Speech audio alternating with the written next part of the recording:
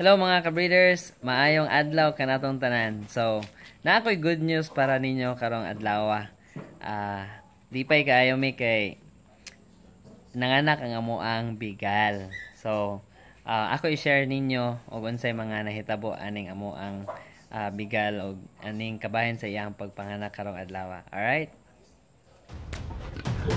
Ikaw, take video, baby. Hi, baby. Mati, mato. Mapit. Ako, ama ko. Dili na. Maligo.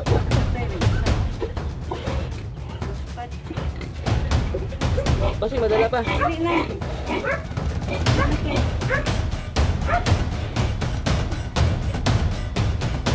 Siya ko eh.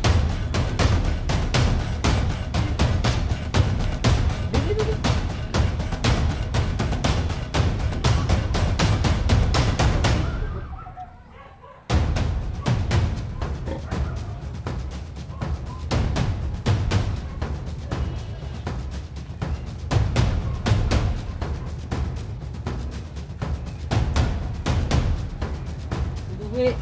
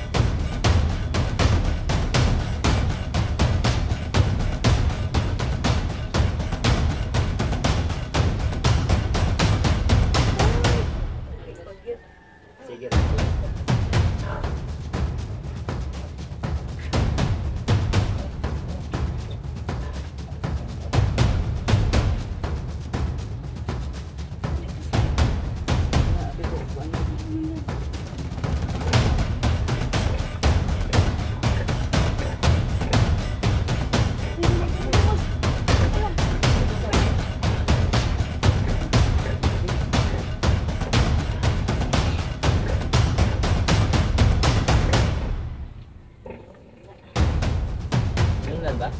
Kumana to? Dapat na. Kasi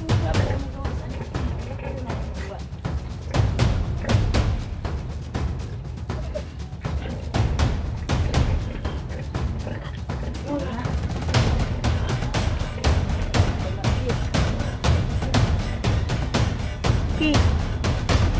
Kapila na.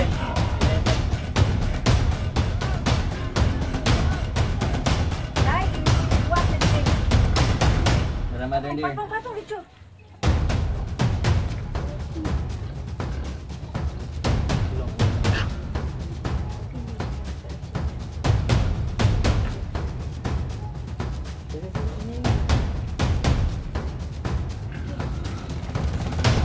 Wow.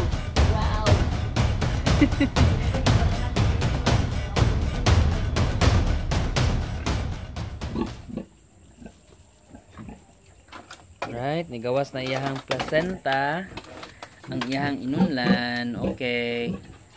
Para Ulutak gawas na. Labay sa gawas. Pwede na siya kuhaon.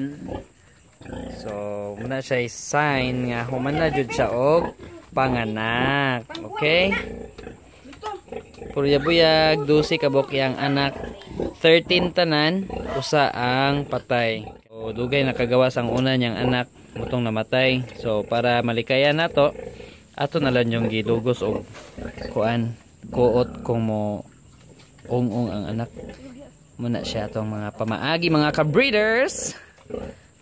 We are so blessed because daghang baktin ang ato ang mama pig. Alright.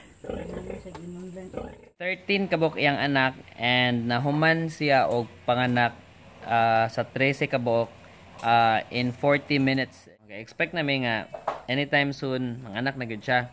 So moto nga na timingan man nga ang lubot sa inahan mga ka-breeders tuwa sa bongbong nitapot. So paglili namo ang iyahang anak wala kagawas dayon. So moto siya nga unfortunately ang pinakauna niyang anak nga nigawas namatay. Unya may gani kay ang gasunod tungod kay nakuha namo ang unang anak, ang gasunod niya nga anak nakagawas ra dayon. So buhi tong ikaduhang anak. So moto nga ni decide na lang mi nga amo na lang jud siyang kuoton.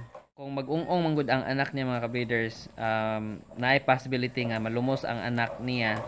So dili na siya kagawas dayon, mamatay. So, among gibuhat is among hinahinay nako og kuot ang baktin sa sulod basta muung-ung na siya. Bulahan makuha nako siya, malugos nako siya bira pa ingos gawas para sigurado nga mabuhi. So based on our experience mga ka-breeders, amo ra man kung pasagdaan among bigal nga mga anak, although magbantay may kay basig na mo usa na mo siya birahon. Mahitabo is taas kayo ang rate sa mga baktin nga mga matay. So first time ni namo nga gibuhat nga among gikuot ang mga anak and it was a success. Dili may mga expert ani mga ka-breeders kay naniid ra man pud mi sa mga practices sa uban. Mangutana pa gani mi sa uban nga mga naay mga piggery kung unsa ilang mga pamaagi. So moto amo ang nakatunan. More effective tong among gibuhat nga pagkuot sa mga anak niya, bulahan, buhi tanan. Katong mga expert niya basig naapon mo ika-contribute bulahan ang atuang mga viewers, makabasa sila sa mga comments and makabalo po sila unsay mga alternative ways bulahan ma-minimize nato ang mga patay nga mga baktin sa pagpanganak sa ato ang mga bigal. King amo ang bigal mga ka-breeders, iyahang similya gikan ni siya sa gikan ni Edsel Ramirez through artificial insemination. So para nako based on our experience, maayo gyud ning artificial insemination. Una, makabarato ta kay diri sa mo 300 pesos ray amo ang bayad sa artificial insemination. Kumpara og magpakasta mi og butakal, mo bayad mi og 1,000 and then ang uban is mangayo sila usa ka box share nga piglet. So kung practical lang gyud ta, mas maayo ra gyud tong artificial insemination kay sa mga experience maayo man pud og resulta, daghan pud siyang baktin. So mao to, hopefully naamoy nakatunan aning episode mga ka-breeders, katong mga expert, katong dugay na nga nagpigiri, bason po laman og inyong ma-share ang inyong knowledge kabahin sa inyong mga best practices. So thank you kayo sa pag-view aning videos. God bless us all. Goodbye and happy breeding! Kaya kahit sumangayon ka man sa'kin o hindi, kung anong meron ako hindi ko hiningi. Pagod buwit tugo pawit bago makuha yung nais, kumilos ako di lang basta humiling.